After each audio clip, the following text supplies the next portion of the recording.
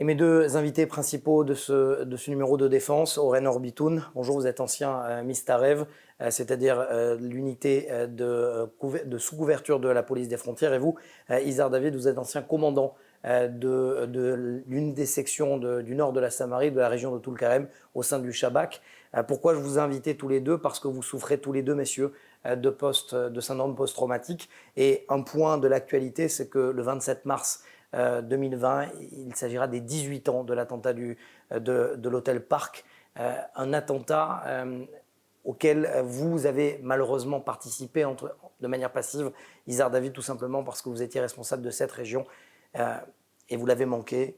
Et finalement, première question, comment ça se passe? Qu'est-ce qui se passe au moment où on vous appelle les héros, mais vous en avez manqué un, et cet attentat-là, eh bien, finalement est marqué d'une empreinte, vous faire chaud tout au long de votre vie. Qu'est-ce qui se passe au moment où vous rentrez dans cet hôtel Park?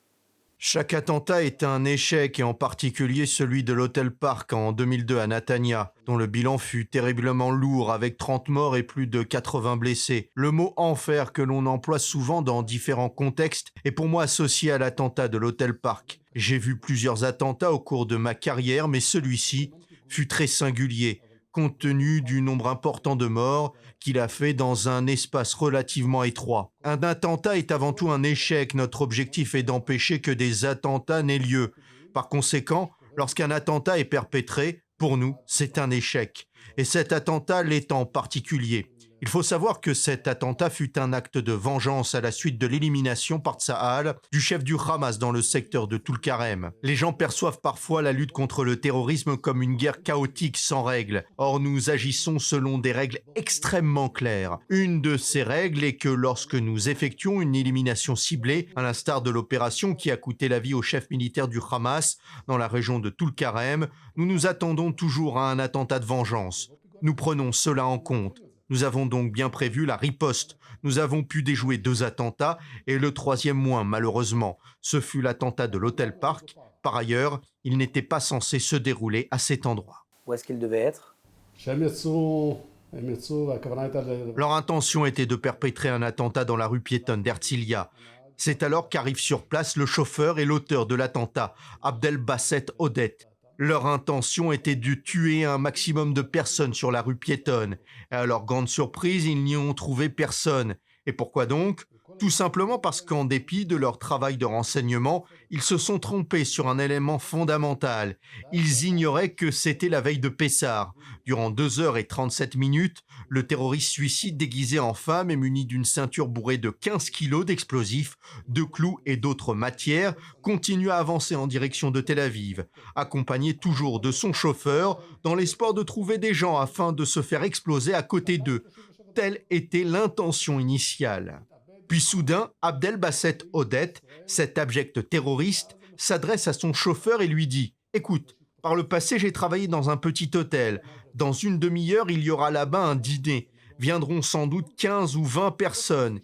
Il ignorait qu'à l'intérieur, il retrouvera environ 280 personnes et qu'il pourra ainsi cliquer sur le bouton et se faire exploser au milieu de cette grande foule. J'ai vu beaucoup de choses que je raconterai par la suite, bien entendu. Ce fut très dur pour moi. La première chose que j'ai vue en arrivant sur les lieux, que je n'ai pas compris dans un premier temps, c'est cette piscine de sang au milieu de la salle, sur laquelle flottaient des cadavres. J'ai réalisé par la suite que c'était l'estrade sur laquelle le terroriste s'est fait exploser. Mon sentiment fut donc celui d'un échec et d'une grande tristesse. L'une des premières choses que j'ai vues, ce fut une famille entière massacrée, à l'exception d'un seul survivant. Ce fut donc pour moi un mélange de sentiments d'échec, d'une volonté de revanche et d'une grande tristesse, quelque chose qu'il est difficile d'expliquer.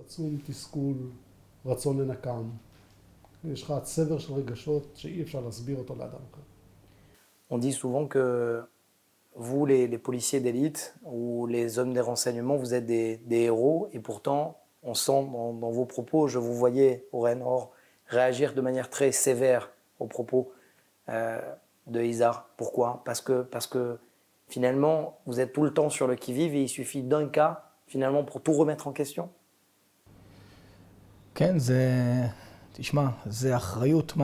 Écoutez, la responsabilité d'Izar est colossale. Izar est l'œil qui veille sur la sécurité des citoyens. Il y a beaucoup de réussites que les médias ne mentionnent pas toujours. La plupart de nos exploits sont effectués en dessous des radars. Mais lorsqu'un attentat a lieu et qu'il fait des morts parmi des civils innocents, des enfants et des femmes, le monde s'écroule soudainement sur nos têtes. La responsabilité est encore nettement plus importante. C'est d'autant plus le cas lorsque vous êtes responsable du secteur dont est sorti le terroriste. Il est évident que le commandant du secteur n'est pas le seul responsable et qu'il existe un ensemble d'autres acteurs. Je peux dire que nous, en tant qu'unité opérationnelle, avons également une part de responsabilité dans ce type d'échec. Il en est de même pour plusieurs autres cercles qui sont associés à ce sujet. Si l'on se focalise en profondeur sur le secteur d'où est sorti le terroriste, on verra bien que ce dernier se trouvait à l'intérieur de la ville. Il a quitté la base du Hamas en direction de nos villes. On peut se demander où était la police. Cette dernière aurait dû l'empêcher de franchir la frontière. Le terrorisme n'a ni couleur, ni odeur, ni aucune clémence. Il faut l'arrêter et l'extirper de ses racines. En tant qu'unité opérationnelle, notre objectif est de parvenir à frapper les assaillants à l'endroit où ils se trouvent, avant même qu'ils ne se dirigent vers l'espace où circulent des citoyens innocents. Et nous faisons cela en général avec succès, mais je dis bien en général. Alors justement, j'avais une question. Sur combien d'attaques que vous arrêtez, il y en a une qui est perpétrée par un terroriste? Cela varie d'une période à l'autre. S'il s'agit d'une période relativement calme, comme celle dans laquelle nous nous trouvons actuellement, on parle, selon un rapport portant sur l'année 2019, d'environ 500 attentats qui auraient été déjoués. Les gens qui se trouvent ici à Kfar Saba ne savent pas que des attentats sont neutralisés en permanence. Environ 500 attentats ont été déjoués en 2019, dont 14 attentats suicides. Ce sont des chiffres très élevés. On peut donc se rapprocher d'une situation de réussite à 100%. Ce n'est jamais à 100%, mais on peut s'y rapprocher.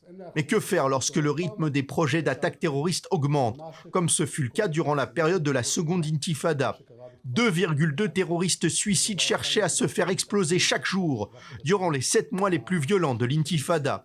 Il s'agissait là d'une vague de terroristes suicides sans précédent dans l'histoire contemporaine. Comme commandant d'une région à cette époque, j'étais confronté à des centaines de terroristes qui cherchaient à se faire exploser. Une vague colossale de bombes humaines. À ces moments-là, naturellement, le nombre de failles augmente, car vous ne pouvez être partout à la fois. Il y a eu donc plusieurs attentats, dont justement celui de l'Hôtel Park. Comment ça se passe généralement? Vous donnez l'ordre d'intervenir et c'est l'unité d'Oren qui les attrape? En principe, oui. Il y a des opérations qui sont ordonnées assez rapidement, à partir du moment où les renseignements me parviennent. Et ce sont des renseignements très précis sur la nature du lieu où se cache le terroriste, par exemple, sur la forme de la porte, le sens d'ouverture des fenêtres, etc., afin que je puisse savoir quels moyens exactement doivent être employés pour pénétrer à l'intérieur. Tandis que d'autres opérations peuvent s'étaler sur plusieurs années. Il y a une opération qui m'a pris 2 ans et demi. Je l'ai planifiée à l'aide d'une unité avec laquelle j'ai quasiment vécu durant toute cette période. Mes subordonnés ignoraient tout de la nature exacte de l'opération.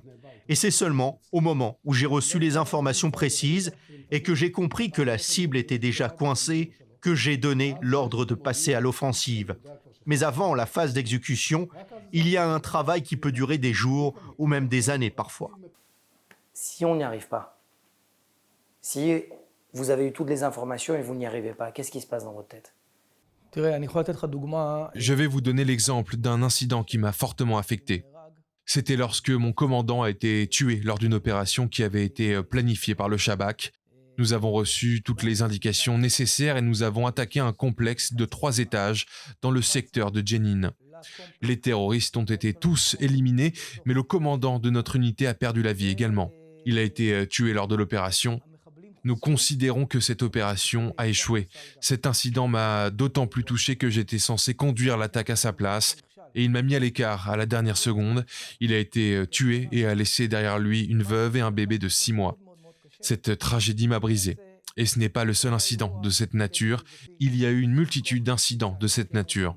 3 semaines plus tôt, Eli que sa mémoire soit bénie, et moi-même avions dû faire face à un terroriste muni d'une M14 qui a tiré 3 balles sur nous, et nous nous en sommes sortis de justesse. Il s'agit donc d'un ensemble d'incidents dont celui durant lequel Eli a été tué à ma place m'a complètement terrassé. Aujourd'hui, je souffre d'un post-traumatisme.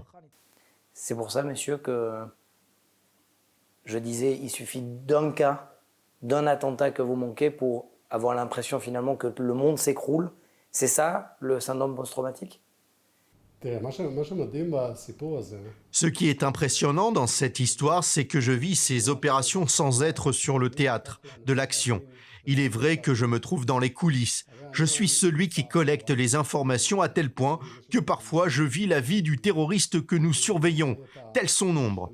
Je vis avec lui 24 heures sur 24, puis je transmets les instructions à lui pour qu'il se batte à son tour. L'opération qu'il a évoquée, par exemple, avait été planifiée par nous.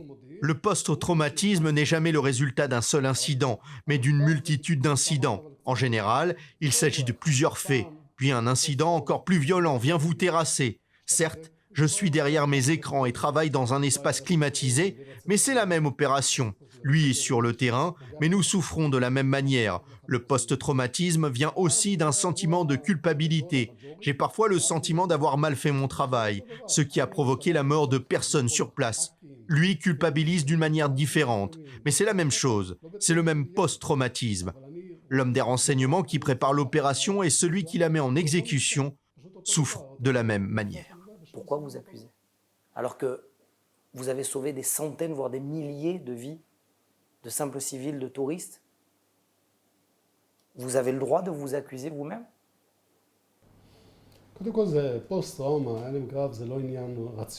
Tout d'abord, un post-traumatisme n'est pas une question rationnelle.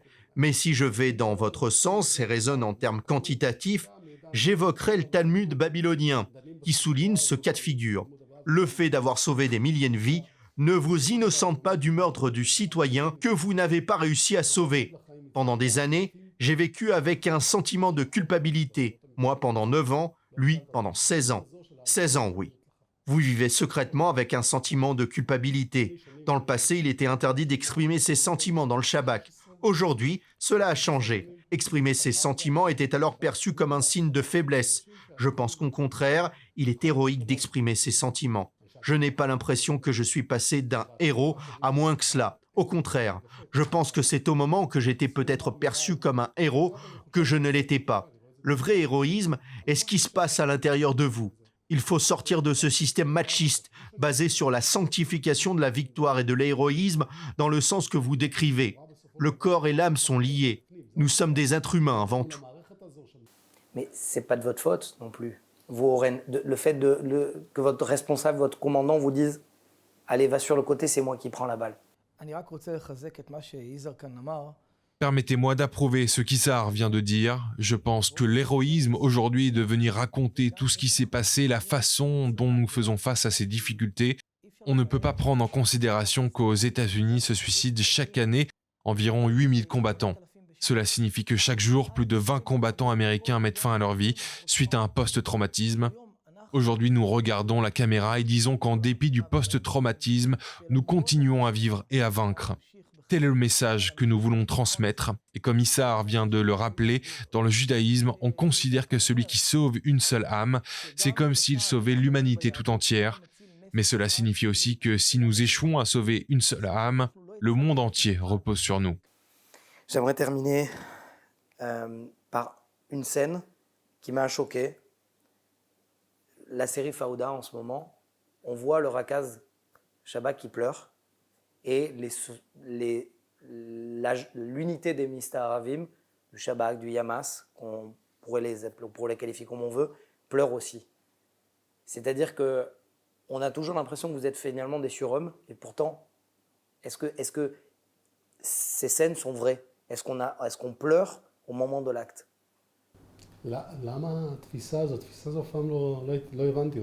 Pourquoi cette idée ? Pourquoi les gens croient-ils que nous sommes des surhommes dépourvus de sentiments ? Aujourd'hui, je travaille beaucoup sur le lien entre les sentiments et l'action. Aujourd'hui, la perception a beaucoup évolué. Je peux vous dire que personnellement, il m'est arrivé plusieurs fois de me mettre à l'écart et de verser des larmes. Je n'ai pas du tout honte, j'en suis même fier. Car si j'étais incapable d'éprouver des sentiments, comment aurais-je été en mesure d'accomplir ma mission, comme il se doit? Je ne suis pas censé être un robot, je m'occupe de vie humaine, je dois éprouver des sentiments tout le temps.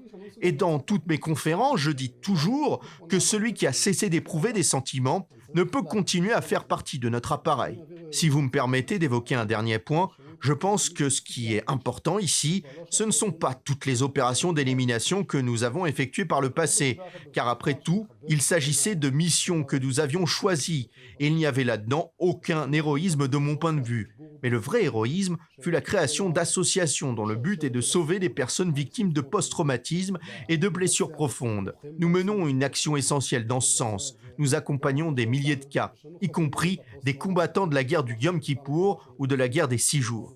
ואחרי ששמעו אותנו וראו את הפעילות וראו שהיום תם העידן הזה שלא מדברים. היום הגבורה זה לדבר. נכון, בישראל קיימים קצת מעל 5,000 הלומי קרב מוכרים. C'est vrai, il existe en Israël aujourd'hui un peu plus de 50 000 anciens combattants reconnus. Mais entre 50 000 et 100 000 existent et ne sont pas encore reconnus. Ce sont des barils d'explosifs. Nous devons les trouver et les remettre sur les rails. C'est à travers ce genre d'entretien que nous allons pouvoir les rapprocher de nous. Nous devons pouvoir parler ouvertement de ces sujets sans avoir honte. Il n'y a pas de raison d'avoir honte. Nous sauvons des vies. C'est pourquoi j'ai créé mon association avec son actuel président, Dani Yatom, qui fut chef du Mossad dans le passé, ainsi qu'avec d'autres généraux comme Guy Tsour, Amos Gilad, l'ancien chef d'état-major, Dan Halutz et d'autres. Nous sommes tous des bénévoles au sein de cette association appelée Trauma for Good. Nous faisons tout notre possible pour retrouver les anciens combattants et les soutenir.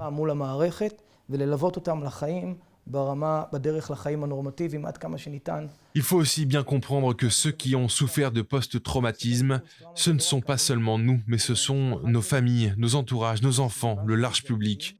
C'est pourquoi il est très important de suivre et d'accompagner les victimes de post-traumatisme afin de les réintégrer dans la société. C'est une mission fondamentale. Issar David a écrit un livre racontant son histoire personnelle. Moi, j'écris le mien. Il faut les lire et en tirer les conclusions. Je suis fier de tout ce que j'ai accompli. Il n'y a rien de plus noble que de sauver des vies. Nous avons un seul pays, l'État d'Israël. Nous devons faire tout notre possible pour le défendre et protéger ses citoyens.